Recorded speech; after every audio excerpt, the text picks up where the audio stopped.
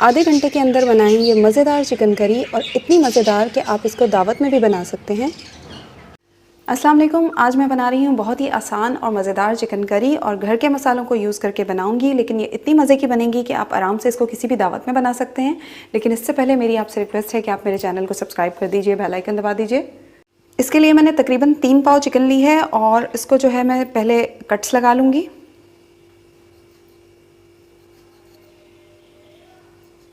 Cuts लगाने से ये होगा कि मसाले इसके अंदर तक एब्जॉर्ब हो जाएंगे, और ये बहुत मज़े की बनेगी, अंदर तक इसका मसालों का टेस्ट जाएगा।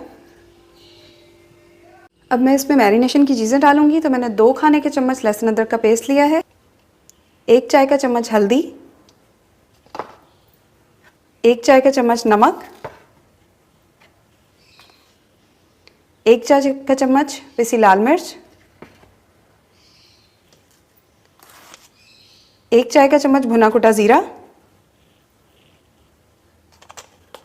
और 2 चाय का चम्मच कुटा हुआ सूखा धनिया। ये दरदरा सा पिसा हुआ है, बहुत ज़्यादा बारीक पिसा हुआ नहीं है। इनको अच्छी तरह से मिक्स कर लूँगी और चिकन पे अच्छी तरह से कोट कर दूँगी। अच्छी तरह मिक्स करने के बाद इसको मैं फ्रिज में 10 से 15 मिनट के लिए मैरिनेट होने के लिए रख दूँगी। पतीली में मैंने 1/4 कप ऑयल, कुकिंग ऑयल डाला है, उसको गर्म होने के लिए पहले से रख दिया था। और अब मैं इसमें थोड़े से साबुत गरम मसाले डालूँगी, जिसमें मैंने 10-12 काली मिर्चें ली हैं साबुत, 4 से 5 लौंग, 2-3 छोटी इलायची, और 1 चाय का चम्मच मैंने इसमें ज़ीरा लिया है, और 1 ये बड़ी वाली कश्मीरी लाल मिर्च, बड़ी लाल मिर्च होती है कश्मीरी लाल मिर्च, वो ली है। अगर आपके पास ये नहीं हो तो आप गोल वाली जो लाल मिर्च होती है वो डाल सकते हैं।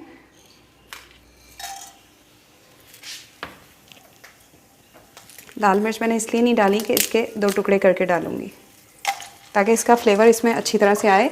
1 मिनट तक या खुशबू आने तक मैं मसालों को ऑयल में पकाऊंगी। मसालों को जो है, साबुत गरम मसालों को ऑयल में पकाया है, अच्छी सी खुशबू आना शुरू हो गई है। अब मैंने इसमें ये 3 दरमियाने साइज़ की प्याज ली थी, उनको बारीक चॉप कर लिया है, ये डाल दूँगी, मिक्स करूँगी।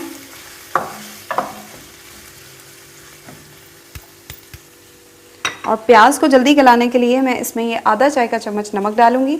इससे प्याज बहुत जल्दी सॉफ्ट हो जाएगी, बहुत जल्दी गल जाएगी। इसलिए मैंने चिकन की मैरिनेशन में नमक कम डाला था, क्योंकि मुझे इस पॉइंट पे प्याज में नमक ऐड करना था। और हल्का सा गोल्डन होने तक मैं प्याज को फ्राई करूँगी। प्याज का बहुत प्यारा सा गोल्डन कलर आ चुका है। तो अब मैंने 1 बड़े साइज़ का टमाटर लिया है, उसको बहुत बारीक चॉप किया है, वो डाल दूँगी।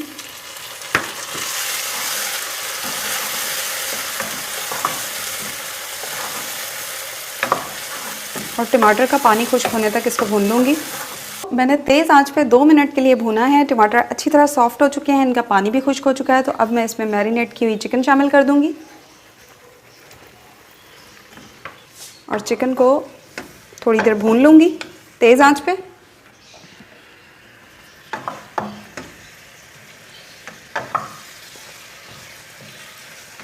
चिकन का कलर चेंज होने तक मैं इसकी भुनाई करूँगी।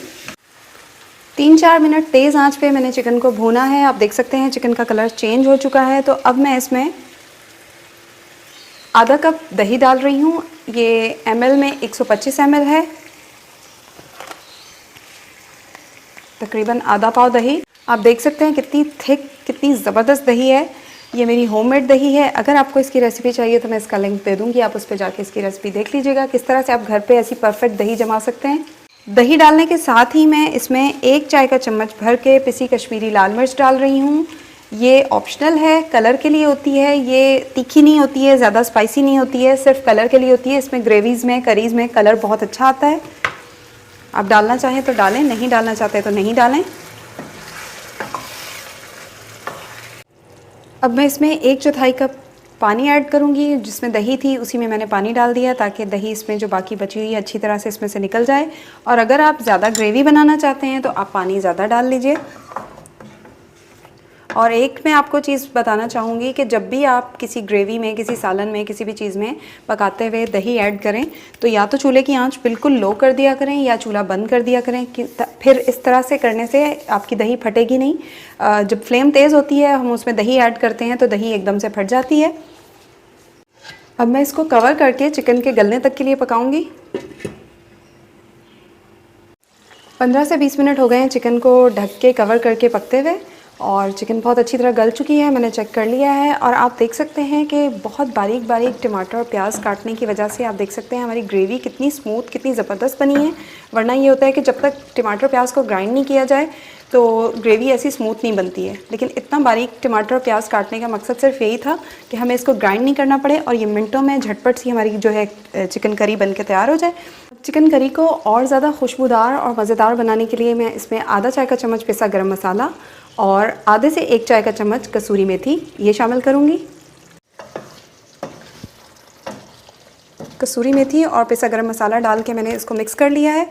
इसके बाद जो है मैं इसमें ये 2 हरी मिर्चें ली हैं मैंने, दोनों को लंबाई में 4 टुकड़े कर लिए, और ये 2 खाने का चम्मच हरा धनिया है ये ऐड कर दूंगी। अगर आप ज़्यादा स्पाइसी खाते हैं, ज़्यादा मिर्चें पसंद करते हैं तो आप मिर्चें बहुत बारीक चॉप करके डाल सकते हैं।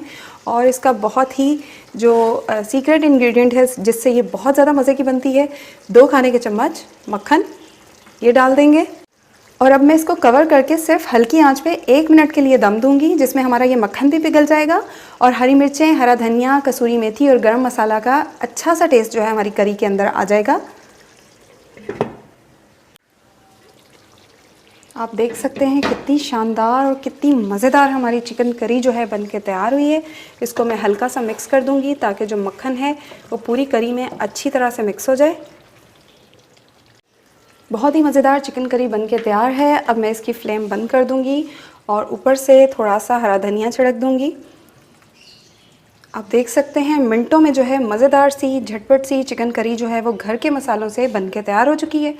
और ये इतनी मज़े की और शानदार बनती है और बनाने में इतनी आसान है कि नया खाना बनाने वाले जिनको खाना बनाना नहीं आता वो भी इसको मज़े से बना लेंगे, क्योंकि इसमें कोई भी हमें ग्राइंडिंग नहीं करनी है। प्याज को ग्राइंड नहीं करना है, टमाटर को ग्राइंड नहीं करना है, किसी चीज़ को ग्राइंड नहीं करना है, बस बारीक चॉप करना है। आप देख सकते हैं कितनी मज़ेदार और कितनी स्मूथ इसकी ग्रेवी बनी है। और अगर आप इसकी ग्रेवी ज़्यादा बनाना चाहते हैं तो आप इसमें थोड़ा सा पानी और शामिल कर सकते हैं। तो मिनटों में बन के मज़ेदार चिकन करी तैयार है और इतनी मज़े की बनती है कि आप इसको दावतों में भी सर्व कर सकते हैं और आधे घंटे के अंदर ये बन के तैयार हो जाती है। तो अगर आपको मेरी ये वीडियो, मेरी रेसिपी पसंद आए तो मेरी वीडियो को लाइक कीजिए, मेरे चैनल को सब्सक्राइब कीजिए और मुझे दुआओं में याद रखिएगा। अल्लाह हाफ़िज़।